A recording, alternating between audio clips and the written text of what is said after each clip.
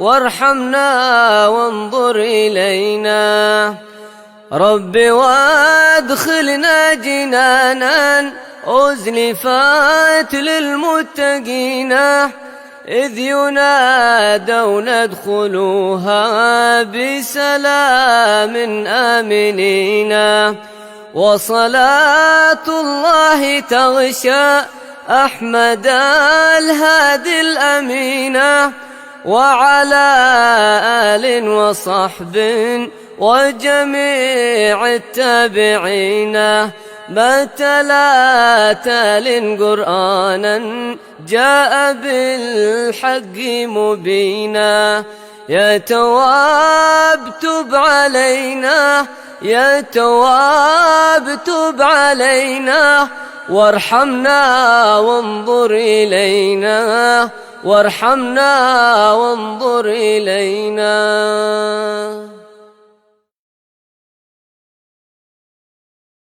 يا تواب تب علينا، يا تواب تب علينا، وارحمنا وانظر إلينا، وارحمنا وانظر إلينا. خذ يمينا خذ يمينا عن سبيل الظالمين، واتق الله تعالى عن مقال الملحدين. لمقاصدنا الإله الحق رب العالمين، هو رب الأولين، هو رب الآخرين. يا تواب تب علينا، يا تواب تب علينا، وارحمنا وانظر إلينا، وارحمنا وانظر إلينا. هو ربي هو حسبي، هو خير الرازقين، هو غفار الخطايا، هو خير الراحمين. رب وادخلنا جميعا في العباد الصالحين، وارض عنا واعف عنا وأجرنا أجمعين. يا تواب تب علينا، يا تواب تب علينا، وارحمنا وانظر إلينا. السلام عليكم ورحمة الله وبركاته. الحمد لله نحمده ونستعينه ونستغفره ونعوذ بالله من شرور أنفسنا ومن سيئات أعمالنا. من يهده الله فلا مضل له ومن يضلل فلا هادي له. أشهد أن لا إله إلا الله وحده لا شريك له، وأشهد أن سيدنا محمدا عبده ورسوله. اللهم صل وسلم وبارك وكرم على سيدنا محمد الفاتح لما أغلق والخاتم لما سبق، ناصر الحق بالحق والهادي إلى صراطك المستقيم، وعلى آله وصحبه حق قدره ومقداره العظيم. أما بعد، نوينا التعلم والتعليم وتذكر وتذكير نفع والانتفاع والإفادة والاستفادة والحث على التمسك بكتاب الله وسنة رسوله صلى الله عليه وسلم، والدعاء إلى الهدى والدلالة على الخير، ابتغاء وجه الله ومرضاته قربه وثوابه سبحانه وتعالى. آمين اللهم آمين. Kita bersyukur kepada Allah di petang yang mulia ini, kita bersama di dalam Ar-Rawhah yang sepatutnya diisi oleh Habib Ali Zainal Abidin, tapi beliau berkeuturan. Di hari ini insyaAllah bersama dengan saya di dalam majlis Rawhah ini. Mudah-mudahan insyaAllah Allah Subhanahu Wa Taala memberikan kerihatan dan ketenangan kepada kita di dalam kehidupan ini dan juga nanti berjaya di akhirat. Amin Allahumma amin.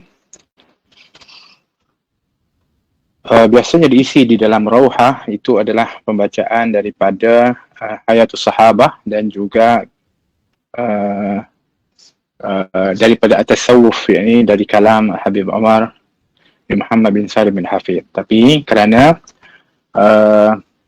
Pergantian ini adalah secara mendadak, tapi sehingga saya sendiri tak dapat untuk dapat maklumat secara terperinci tentang apa yang dibicarakan sebelumnya dan nak disambung dengan apa, tetapi mudah-mudahan insya-Allah sedikit pengisian untuk kita bersama mengisi kepada waktu yang barakah, yang menjadi suatu adat kebiasaan para salaf dan juga mereka para as-salihin untuk mengisi waktu seumpama ini, iaitu waktu setelah asar, waktu petang disebutkan, dengan majlis yang dinamakan dengan rauhah, yang diambil dari perkataan rehat.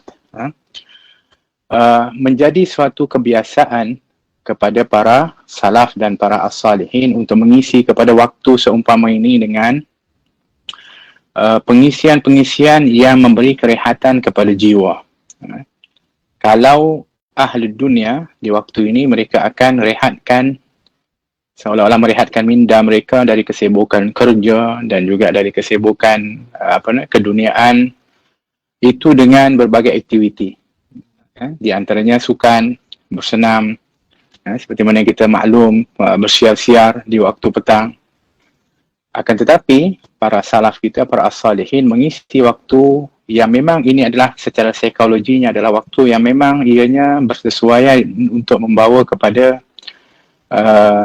ketenangan, untuk diisi, untuk membawa kepada ketenangan jiwa itu dengan pembahasan mengenai khususnya mengenai at-tasawuf, iaitu ilmu yang berkaitan dengan jiwa, berkaitan dengan hati, dan memang ianya adalah sesuatu yang sangat mujarrab, disebutkan dengan sangat memberi kesan.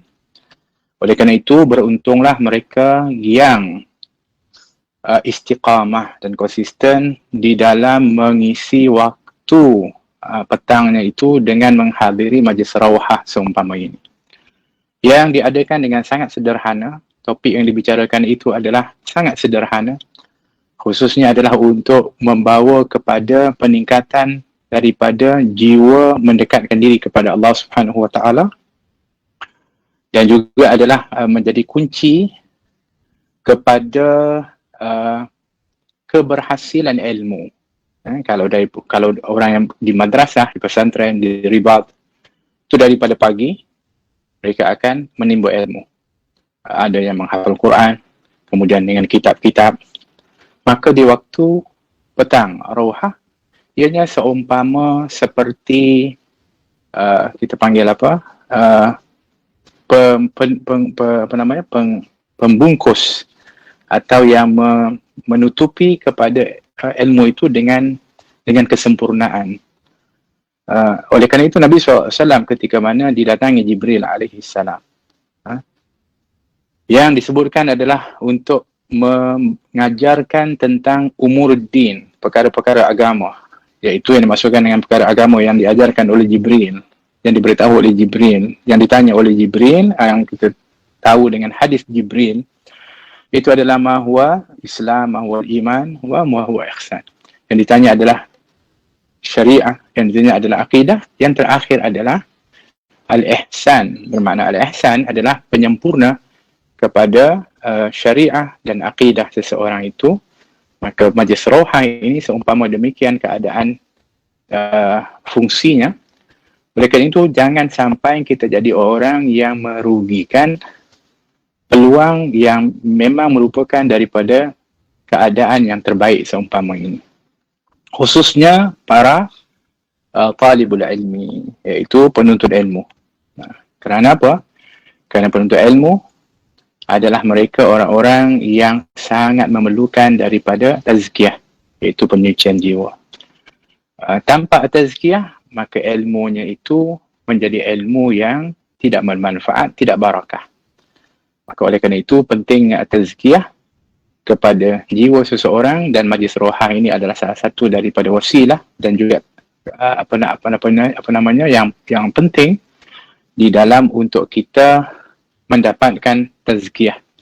Oleh kerana itu topik yang biasa dibicarakan adalah menjurus kepada sama ada manaqib, ini tentang kedudukan, kelebihan mereka orang-orang yang mulia, berkatakan tentang orang-orang yang mulia yang khususnya apabila dibicarakan di dalam Rawhah ini oleh Habib Ali adalah tentang para sahabah, maka itu juga adalah salah satu daripadanya yang pastinya adalah merupakan daripada pembicaraan yang cukup istimewa, kerana dengan membicarakan tentang para salaf, tentang mereka orang-orang yang mulia, maka mudah-mudahan kita diberikan kemuliaan oleh Allah, dan bagi khususnya dia sangat memberi kesan kepada al-fuad, iaitu kepada hati. Wa kullan naqussu 'alaika min amba'ir rusul ma nusabbitu bihi fuadak. Dan semua yang telah pun kami kisahkan kepada engkau ya Rasulullah Muhammad tentang cerita para nabi adalah untuk memberikan ketenangan kepada hatimu. Bermakna kisah-kisah para nabi adalah memberikan ketenangan. Maksud kisah-kisah para nabi juga, maksudnya adalah kisah-kisah para as-salihin. Oleh kerana kisah-kisah para as-salihin, kisah-kisah orang-orang yang mulia, ianya adalah untuk memberi tasbit kepada al-fuad, untuk memberi kemantapan kepada jiwa. Tinggilah ilmu kita, banyaklah yang kita hafal. Berbagai daripada apa sumber yang kita tahu. Akan tetapi jiwa kita rapuh, jiwa kita kotor, jiwa kita ini goyah. Maka ilmu sehebat mana pun, setinggi mana pun tidak akan dapat untuk memberi berkesan kepadanya. Tetapi tasbitul fuad, iaitu memberikan kemantapan kepada hati, sehingga ilmu yang didapatkan itu akan dapat untuk berada di tempat yang mantap, iaitu di dalam hati yang mantap. Dan untuk mendapatkan hati yang mantap itu salah satunya adalah dengan diperdengarkan dan dikisahkan tentang mereka orang-orang yang mulia, dan ia tidak lain juga memberikan semangat kepada kita, khususnya kepada penuntut ilmu, ketika mana kita mungkin merasakan kepayahan, berat, jemu, kan, berbagai rasa ketika menuntut ilmu ini tak boleh dinafikan. Ini adalah dialami oleh siapa pun, hatta mereka orang-orang yang berjaya sebelum kita pun. Tidak dinafikan perasaan, keadaan seperti itu akan singgah ke dalam jiwa dan hati, tidak lain kerana apa yang sedang kita dapatkan itu adalah merupakan sesuatu yang cukup mulia, satu yang cukup berharga, maka sudah tentulah musuh-musuh kita membencinya, seperti hawa nafsu dan juga syaitan. Jadi oleh kerana itu, bagi untuk memberikan semangat dan memberikan kekuatan, tidak lain adalah dengan kita mendengar dan juga meneliti kepada kehidupan orang-orang yang mulia sebelum kita, kesungguhannya, semangatnya dan mujahadahnya di dalam menuntut ilmu, di dalam berdakwah, di dalam mereka melakukan kebaikan. Semuanya adalah untuk memberikan kekuatan kepada kita. Maka beruntung ketika mana kita menghadiri Rawhah dengan fokus, sungguh-sungguh kita mendengar, khususnya cubaan pada zaman ini atau waktu ini, kita Rawhah bukan secara berhadapan. Kalau dulu asalnya dalam Rawhah itu ada berhadapan, bertalaqi, ketika mana Syekh ataupun Habib dia akan duduk di hadapan, dapat melihat secara langsung kepada para pelajar. Akan tetapi dugaan di saat ini adalah yang berlaku, syekhnya adalah di satu tempat dan muridnya di tempat-tempat yang berbagai di rumah masing-masing. Akan tetapi manjadda wajad, siapa yang bersungguh-sungguhlah dia berjaya. Kalau ada yang ala qadar, kalau ada yang sambil lewa, maka yang rugi adalah kita sendiri. Adapun syekh, habib, guru yang mengajar itu tidak akan rugi apapun. Maka sebab itu ambillah kesungguhan itu. Jangan diperemehkan daripada tertib. Dengan maksud, kalau ditertibkan Rawhah, mungkin kita kata Rawhah ni santai. Ya, boleh juga dinamakan santai. Tapi santai itu bukan bermakna kita sambil lewa. Baik kita hadir dengan sambil lewa, atau hadir dengan tidak ada hati di dalamnya. Maka kita akan rugi. Tanpa ada adab ketika hadir. Apa dia adabnya? Di antaranya hatta berpakaian pun ada adabnya ketika hadir di dalam majlis ilmu. Hatta Rawhah sekalipun, baik cara berpakaiannya, cara duduknya, cara kita panggil menghadirinya. Semuanya akan dinilai, dan nilai itu pulangannya kepada orang yang ada kesungguhan tersebut. yang diukur qadarnya adalah bagaimana cara seseorang itu hadir. Semuanya hadir, semuanya ada di depan skrin. Tapi nilai yang akan diberi oleh Allah dengan apa anugerah yang dia dapat adalah atas daripada kesungguhan dia, baik daripada adab, baik daripada khusyuk, baik daripada fokus, baik itu daripada caranya. Itu yang akan, bila natijahnya, mungkin bukan sekarang, nanti. Ya. Saya sendiri ingin untuk berkongsi sedikit supaya kita sama-sama mendapatkan faedah. Di antara yang paling memberi kesan kepada saya sendiri ketika mana menuntut ilmu adalah majlis Rauhah, ketika di Indonesia khususnya. Setiap petang ada Rauhah. Walaupun pada waktu itu kita sebagai seperti antum ini, khususnya kepada pelajar madrasah tazkiyah umur seperti antum, ini waktu-waktu seperti ini dah kita panggil kaki dah tak tahan nak tendang bola, kaki dah tak tahan untuk nak berlari. Waktu aktif kita sebut. Akan tetapi pada waktu itu kita sabarkan diri kita untuk hadir. Alhamdulillah, sangat dirasai keberkatan Rauhah itu apabila setelah selesai, bukanlah selesai, maksudnya setelah kembali dan juga cuba bermula di dalam dakwah dan juga untuk mengajar, kesan daripada Rauhah yang dihadiri itu sangat memberikan kesan yang besar. Berbanding, minta maaf, ada kawan-kawan yang kita kena pasti yang memang kalau istilah bahasa bahasa Indonesia disebut minggat. Suka kita pergi ponteng, sambil lewat lah Rauhah, tak ada apa sangat.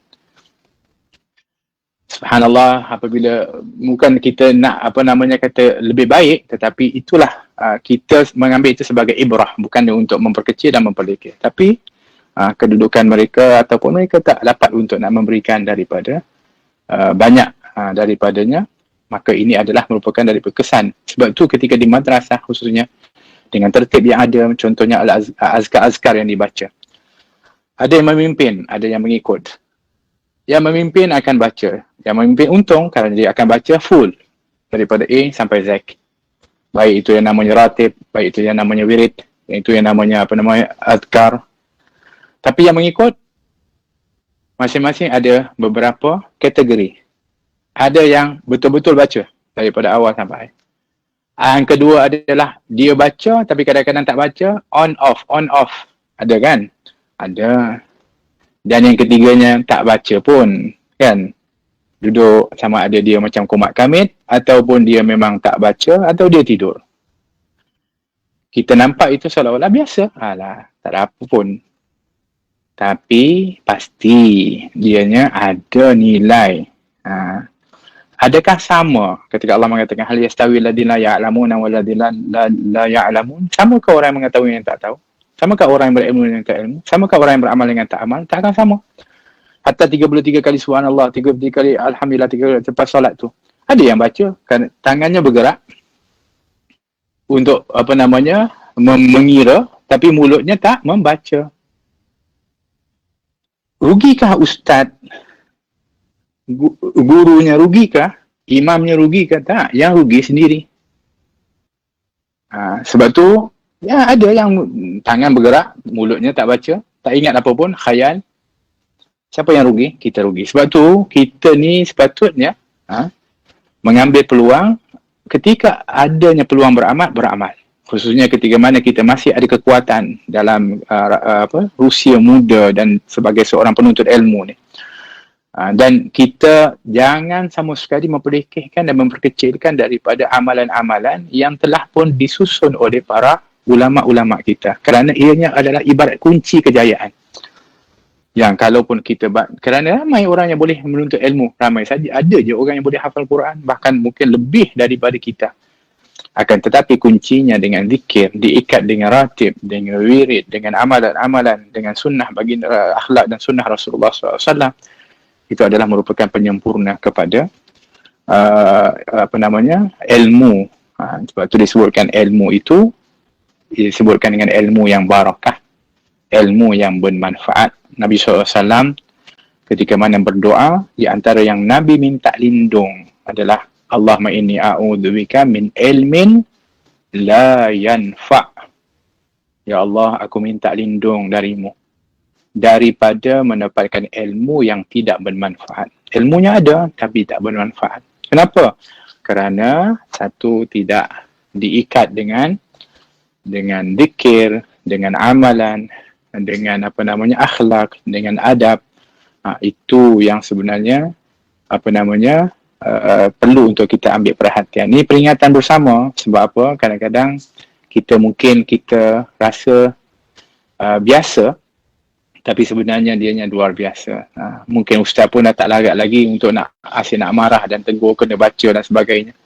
Maka biarlah kita bina kekuatan itu kita sendiri. Kita tahu yang untung dan rugi kita. Kita ada otak yang diberikan oleh Allah, akal yang diberikan oleh Allah, tahu bahawa saya dapat faedah, saya tinggalkan, saya rugi. Maka kalau orang yang berakal, pasti dia akan nak jadi orang yang beruntung. Mustahil dia nak jadi orang yang rugi. Ketika Allah mengatakan la yastawi ashabun nar wa ashabul jannah. Ashabul jannati humul faizun. Tak sama golongan ahli neraka dan juga ahli syurga. Siapa yang berjaya? Pastilah ahli syurga itu adalah golongan yang berjaya. So kita pun nak berjaya juga. Bukan berjaya di dunia saja, bahkan di akhirat. Sebab tu kalau dilihat kejayaan-kejayaan para asatizah seperti Habib Ali contohnya, kan? Apa kuncinya? Tahu kalau kita duduk dengan dia, kalau kita bersama dengan dia, sampai waktu-waktu susunan daripada zikir dan adhkar ni tak akan ditinggalkan. Walaupun hanya berdua bersama. Walaupun kadang-kadang kita hadir dengan dia sahaja. Tapi sampai waktu contohnya subuh baca Wirdul Latif, Yasin, Latif, dan kalau duduk dengan dia pun, Habib jom kita sama-sama baca. Subhanallah. Tak tinggal. Jangan ingat, oh ini habaib atau masyayikh kita ni, kalau dia seorang dia pun dia tak baca juga. Tak. Mereka istiqamah. Sebab itulah bagaimana mereka dapat untuk memberikan banyak manfaat dengan ilmu, dengan diterima, adalah kerana amalan-amalan ini. Ini yang perlu untuk kita ambil perhatian sebagai talibul ilmi. Jadi apabila kita sebut Sirah tadi, diisi dengan manaqib. Kita cerita pasal para sahabah. Masya Allah, tabarakallah. Para sahabah adalah merupakan bukti daripada kehebatan Nabi SAW. Salah satu bukti kehebatan baginda Rasulullah SAW, sehingga di antaranya disebutkan oleh para ulama, kalaulah Nabi SAW itu tidak memiliki mujizat satu apapun, contoh, kalau tak ada, cukuplah sahabat itu sebagai bukti dan mukjizat baginda Rasulullah, menunjukkan hebatnya para sahabah.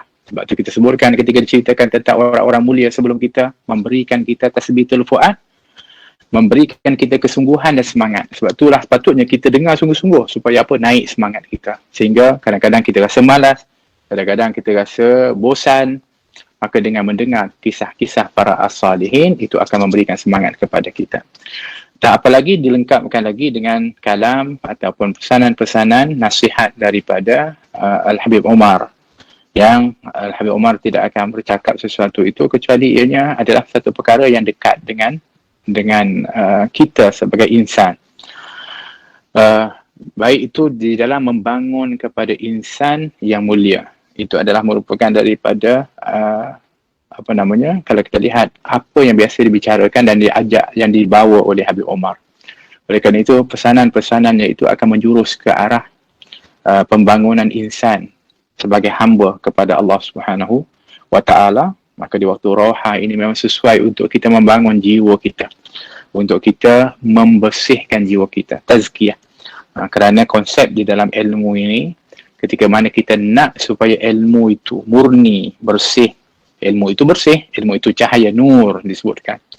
Maka untuk masuk ke dalam hati kita, untuk masuk ke dalam sudur disebutkan, itu memerlukan kepada al-insyirah, memerlukan kepada kelapangan, memerlukan kepada bersihnya, kepada as-sudur, kepada jiwa dan hati dan juga dada kita. Maka konsepnya disebutkan dengan takhalli wa tahalli. Takhalli adalah maksudnya membersihkan dulu, menghilangkan kotoran, takhalli. Kemudian baru tahalli, barulah ketika itu disirami, barulah dia dimasukkan yang bersih. Seumpama gelas ini, ya, yang kalau sekiranya bekas ini kotor, walaupun kita ambil air yang bersih dan siram ke dalamnya, masukkan ke dalamnya, air yang asalnya bersih itu apabila masuk ke dalam bekas yang kotor, maka air itu pun akan berubah menjadi kotor. Apa yang sepatutnya kita buat supaya air yang bersih itu kekal bersih, ialah memastikan bekas ini adalah bersih.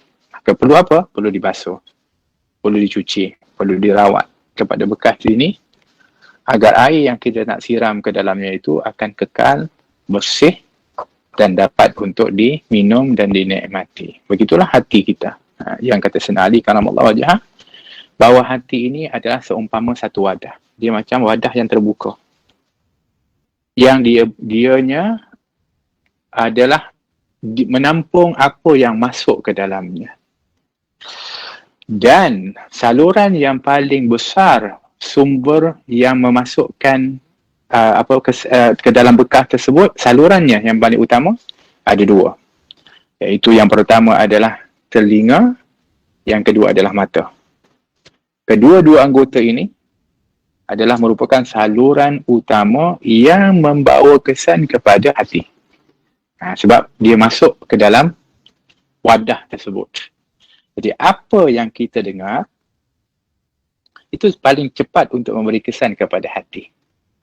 Oleh kerana itu, kalau kita lihat cara untuk supaya orang Islam ini rosak, maka orang musuh-musuh Islam, mereka telah pun membentuk satu perkara yang akan membawa kesan kepada hati. Apa dia? Muzik, kan? Yang bukan-bukan, kan? Apa namanya? Adalah muzik-muzik yang lara dan sebagainya, kerana ianya adalah cepat memberi kesan kepada hati dan merosakkan hati. Lagi, mata, iaitu apa yang kita lihat adalah paling cepat memberi kesan kepada hati kita. Oleh kerana itu kita lihat bagaimana cara untuk merosak kepada orang Islam ini. Kalau dilihat musuh-musuh Islam buat, mereka buatlah daripada tayangan-tayangan dan semua perkara-perkara yang ditonton dengan pandangan mata itu yang akan merosak kepada hati dan jiwa orang Islam. Maka beruntunglah antum semua kalau yang betul-betul berada di depan skrin ini ataupun apa namanya yang biasa hadir di madrasah atau di majlis ilmu, yang dapat mendengar dari apa pesanan-pesanan, nasihat Al-Quran, hadis, mendengarkan daripada kalam ulama, cerita kisah-kisah yang mulia. Untung sebab dia terus masuk ke dalam wadah hati itu. Dan beruntunglah ketika mana antum semua dapat untuk melihat, walaupun sekarang ni tak dapat melihat secara langsung, tapi dapat melihat melalui skrin. Contohnya wajah-wajah orang-orang yang mulia, wajah-wajah orang yang baik, Habib Ali dan guru-guru yang lain, itu pun akan memberi kesan kepada jiwa. Maka ini adalah merupakan perkara yang perlu untuk diambil penting kepada kita sebagai penuntut ilmu, kepada orang yang nak meraih ridha dari Allah Subhanahu wa taala. Maka ini adalah merupakan daripada asas-asasnya. Sebab itulah Habib Ali tadi ketika mana dia pun ada hal, dia cepat-cepat hubungi, sebab dia rasa sayang kalau sekiranya rauhah ini dibatalkan dan tak dapat untuk diteruskan, walaupun pada pilihan terakhirnya begitu, maknanya mungkin cancel daripada rauhah itu. Tetapi kerana pentingnya akan nilai ataupun apa yang diisi dalam waktu selepas asar ini, maka ditanya. Alhamdulillah Al-Faqih sendiri, saya sendiri pun ada kelapangan dan bersedia dan rasa ingin untuk menumpang barakah daripada beliau dan guru untuk sama-sama mengisi pada waktu ini. Mudah-mudahan bermanfaat. Dan pesanan terakhir juga selepas asar ni, antara amalan juga adalah membaca suratul Waqi'ah, membaca hizb Bahar, menjadi amalan saya Allah alam tak pasti sebelum ni Rohah biasanya akan dimulakan dengan baca suratul Waqiah, kemudian dengan Hizib Bahar.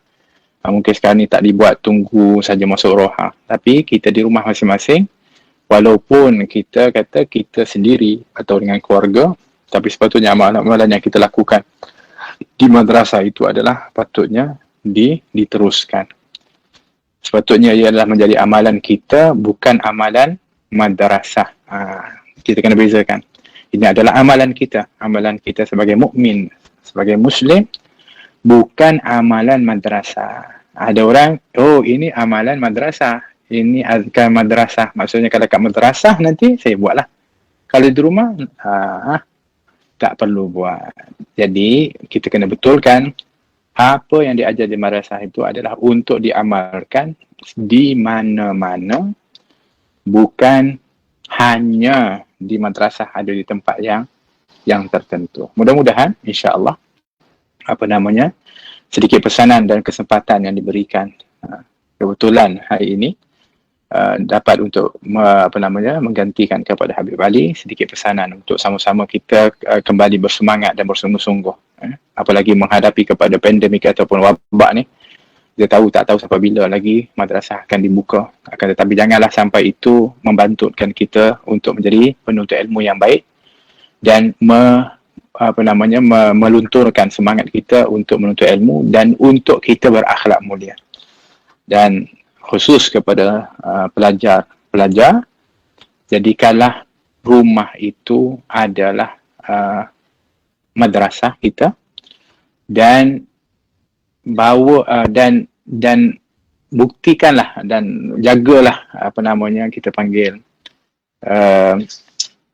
jagalah maruah guru kita, jagalah dia punya guru kita punya kemuliaan. Bagaimana? Dengan kita menterjemahkan akhlak di rumah. Kerana minta maaf, mungkin ibu dan ayah kita ketika mana kita balik dengan akhlak yang kurang, kita malas, kita tak buat amalan. Ibu bapa biasanya, minta maaf, yang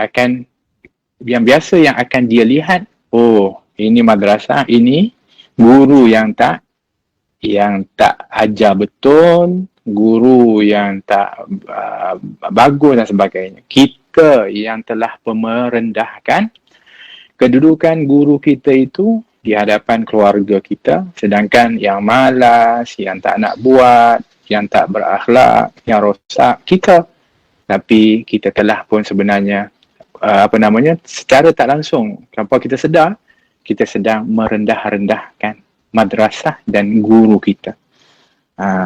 Jadi maknanya kesalahan kita tu bukan satu saja dari kita. Kita sebenarnya membawa image, membawa nama, membawa individu, membawa orang-orang yang berjasa dengan kita, sehingga kita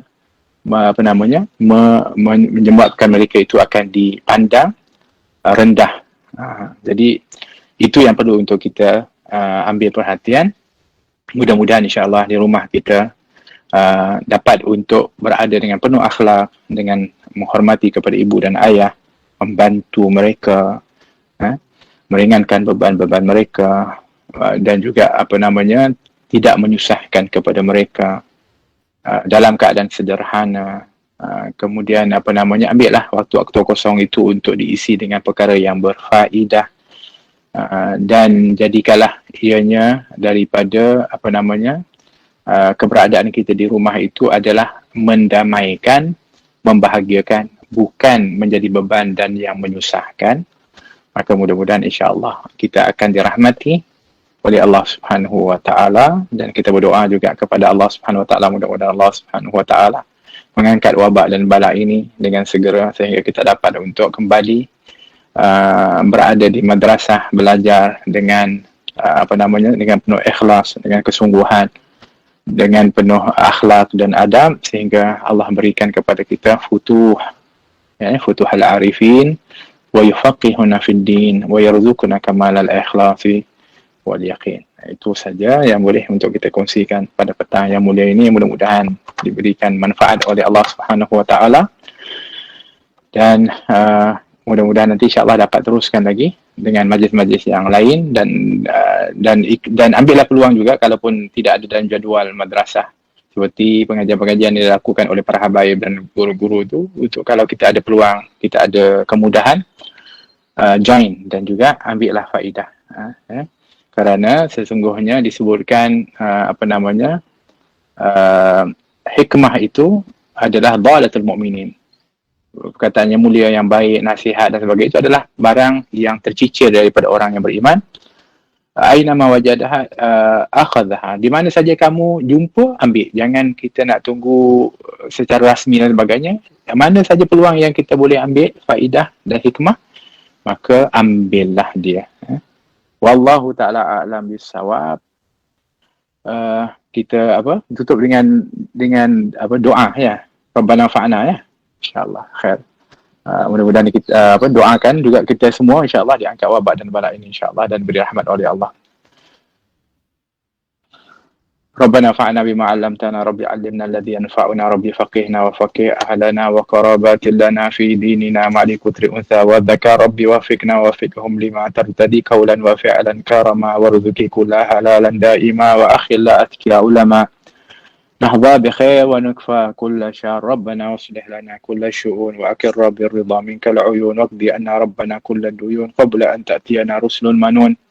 واغفر واستر أنت أكرم من ستر، وصلاة الله تغشى المصطفى من إلى الحق دعانا والوفاء بكتابه فيه للناس الشفاء على الكرام الشرفاء وصحب المصابيح الغرار. اللهم اهدنا بهداك واجعلنا ممن يسارع في رضاك، ولا تولنا وليا سواك، ولا تجعلنا من خلف أمرك وعصاك. وحسبنا الله ونعم الوكيل، ولا حول ولا قوة إلا بالله العلي العظيم. Sebelum kita sambung tu, kita baca Fatihah dulu, tertinggal dengan niat-niat yang salihah, insya-Allah, niat-niat yang salihah, kebaikan, ilmu yang manfaat dan sebagainya. Wa ala hadina kullati salih wa ala man asrafa salih. Al-Fatihah ila hadratin Nabi Muhammad sallallahu alaihi wasallam. Bismillahirrahmanirrahim. Kana na'budu wa nasta'in. Istaqim siratal ladzina an'amta 'alaihim ghairil maghdubi 'alaihim.